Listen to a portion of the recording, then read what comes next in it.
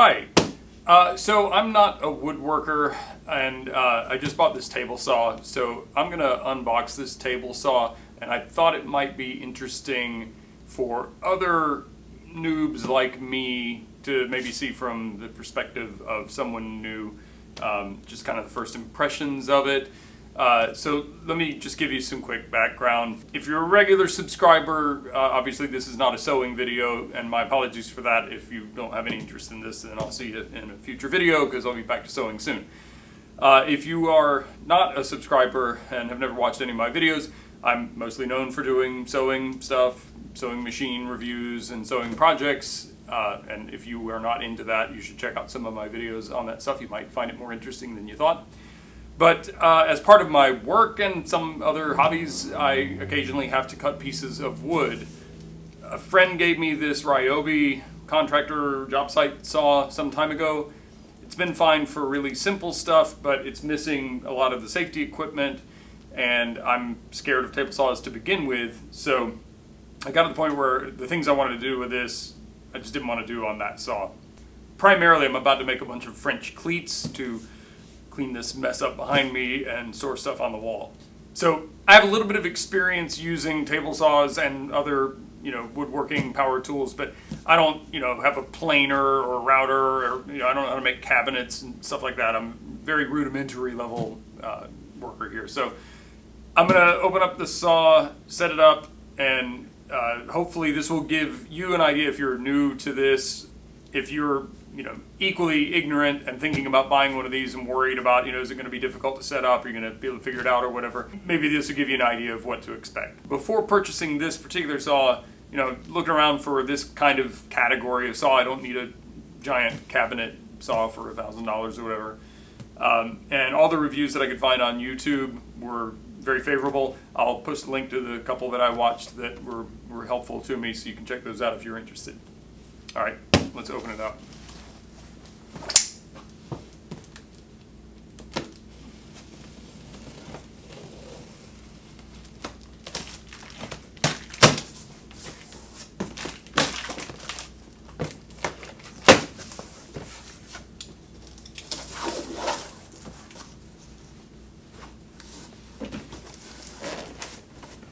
By the way, I don't know the weight of this in the box, but it was pretty easy for me to carry by myself. So if you're like me and don't have any friends, this shouldn't be a big deal if you're even remotely physically capable. So, okay, so on opening the box, some of the accessories are on top. The push stick, which seems okay to me. I don't know that much about push sticks. I've got an aftermarket one that I'll probably use instead of this one, but this seems a little bit less brittle than the one that was included with the Ryobi I had, so that's fine.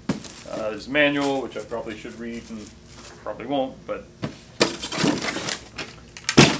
this is the guard that you never see on table saws on YouTube. I don't know, I think there's a reason why people don't use them beyond it looks cool to not have a guard. I think they get in the way of certain cuts. I don't really know enough about it to speak intelligently about it. I'll probably put it on and see if and when I can use it still. I'm very concerned about kickback, and this has the anti-kickback pawls that I think are incorporated with the guard. I don't know if you can use them separately or not. But I also play piano, so I really don't want to lose a finger. So I'm all about using whatever safety measures I can. If it turns out that it's more unsafe to use this, then I'll just be scared. But anyway, there's the guard. This elbow is for the dust collection, which luckily I happen to have an old shop vac that I wasn't using, so hopefully I'll be able to use that. This is the riving knife. This is the piece of equipment that basically made me buy this saw. Well, the fact that I couldn't get one for that Ryobi is what prompted me to buy a new saw.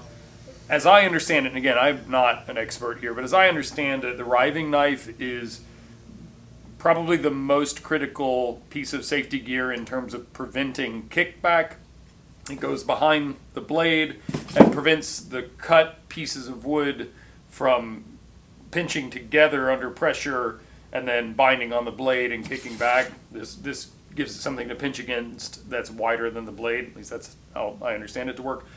So I'll definitely be putting this on, but just pointing out that's the reason why I ended up having to buy a new saw, because the old Ryobi saw I have, they don't make the riving knife for it anymore. I ordered one for a different model of Ryobi saw, but it was hopelessly not going to fit. So this piece is what cost me a whole new saw. Here's a miter gauge. Everybody I see on YouTube talks about how the miter gauges that come with these table saws are utter pieces of junk. It'll probably be good enough for my purposes. It feels better than the one that came with that Ryobi.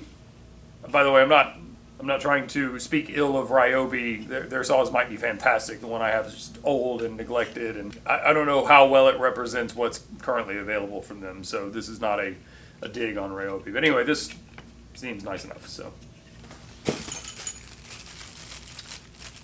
and there's a knob of some sort that I'll figure out eventually. I'm sure that does something.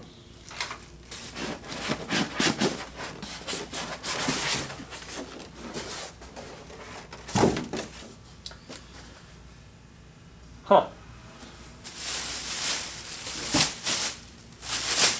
I was confused for a moment because the saw is upside down in the box. I think the box is right set up. Yeah, so I don't think that matters. This is actually kind of a nice opportunity to see the inner workings a little bit. I don't know. I don't see anything that jumps out at me. Looks what I would expect it to look like. Nothing too incredible for, it's a $300 saw, but it looks fine. Get this out.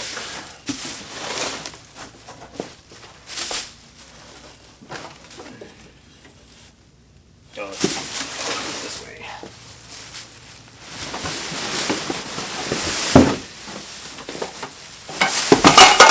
Oh, I didn't need that fence anyway.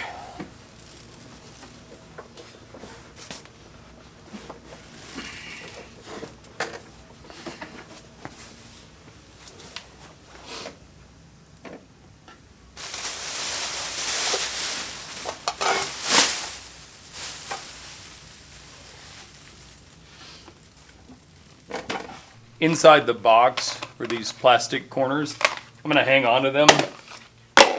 I imagine for painting, say a piece of plywood for a door, or I don't know, if you're doing an epoxy project, something like that, this would be good standoffs to put it on the table so it's elevated. If you're doing something like a pour over kind of finish or something, might as well keep them around rather than throw them in a landfill. I assumed this was not going to come with a blade, but there is a blade in here. So I bought a 2-pack of blades. I think these are going to be better for the cutting I'm going to be doing anyway. I suspect, I haven't looked at this, but yeah, it's a 24 tooth. These are 40 tooth, so it should be a little bit smoother cutting. But if you are looking at, if you're watching this video because you're thinking about buying one of these saws, and you just need, a general purpose blade, you're cutting 2x4s or whatever, it does come with a blade. So I didn't even look on the package to see, honestly. Yet, just for the record, I just looked at every face of the box on the outside, and I don't see anywhere on there where it says that a blade is included. It may be completely normal that table saws come with blades. This is the first time I've ever bought one. But again, if you're a new person watching this because you're thinking about buying one, mine came with a blade, so you can probably count on there being a blade in there. Blades aren't cheap, so if you don't need something in particular, then save your money. So I already made a mistake. I guess when you open the package, they really want you to read the manual before you do anything else. But I'm supposed to cut off these zip ties and remove the foam block before I flip this thing over, so I think that'll be strong enough, we'll see.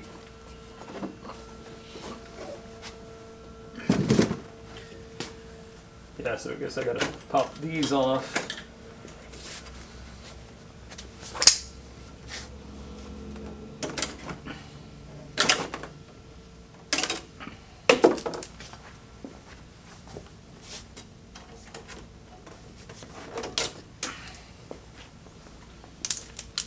And then it says to rotate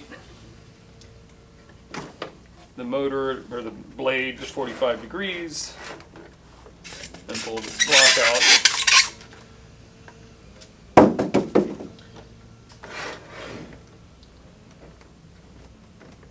All right, now I can stand it up.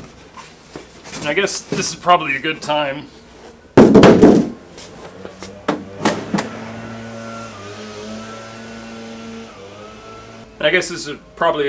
to try extending the legs. So what's nice about this saw is that it comes with these folding legs.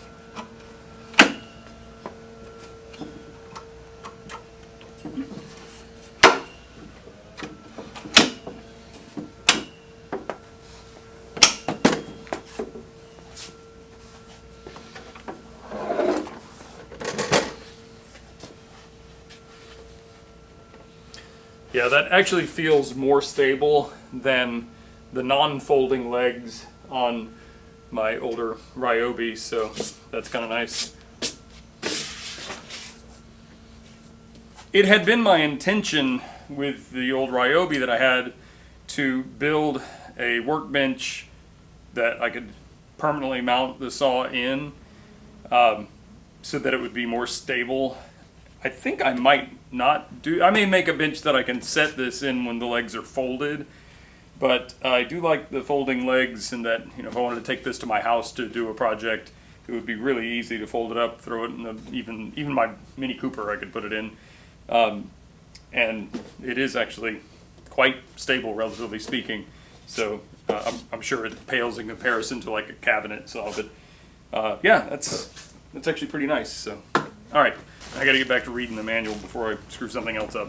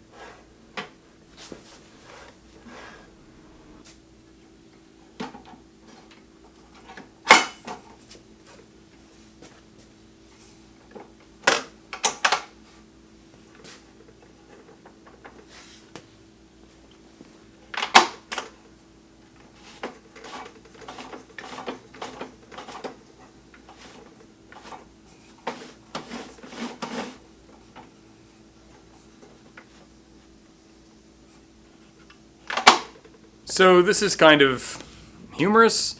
This is supposed to be a double-ended Allen wrench. One end was used to attach the knob for the fence and presumably other things. And then the other end, I've gotten to the point where I'm making some adjustments, some preliminary adjustments before using it. One is to adjust the pointer that lets you use the fence, the rip fence, and shows how many inches you're going to cut off or whatever. the gauge. That's the word I'm looking for, gauge. Anyway, it says to use the double-ended Allen wrench.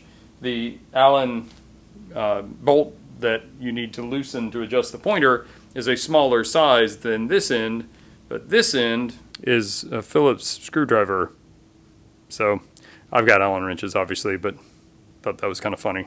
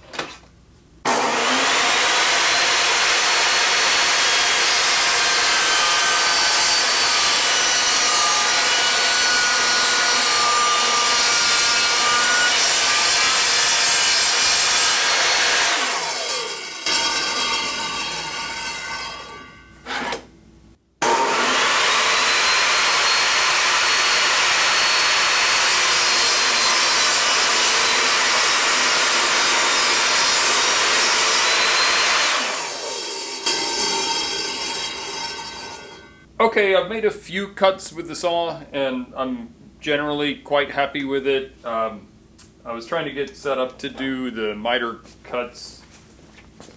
What I'm making are French cleats. If you don't know what that is, you make just a 45-degree bevel cut in a piece of wood that gets mounted to the wall. Then you make a corresponding piece that gets mounted to whatever you want to hang, shelf or cabinet or whatever, and that hangs from that. It's easier to see this when it's up against the wall, but these are what I'm trying to make, and it's a bit fiddly for me being scared of this thing, and I don't, this is the only push stick I have. Well, I have the one that came with the saw, but this style is all I have. I think I need something like a push block or a different style that I can exert some downward pressure on closer to the blade without being terrified of losing a finger. So I'm going to continue to refine that process, but as far as the saw is concerned, again, I know nothing, so you shouldn't take my advice about choosing a saw. But other than the two-sided Allen wrench not really being a two-sided Allen wrench, nothing about my experience of unboxing and making a couple of cuts with this saw for the first time lead me to the conclusion that it's not a great purchase. Like I said, all the reviews I read were very favorable.